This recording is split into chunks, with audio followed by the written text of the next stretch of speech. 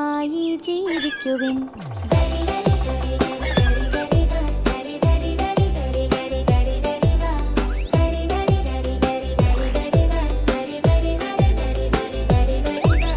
വരയൻ കുതിരയെ ഓടിവാ, നൃത്തം ചെയ്തു കളിച്ചിടുവാ.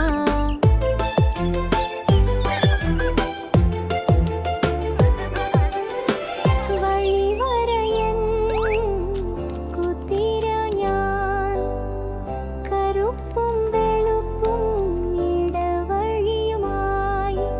പതുക്കെ പതുക്കെ നടന്നുവാ, സുരക്ഷിതമായി പോ.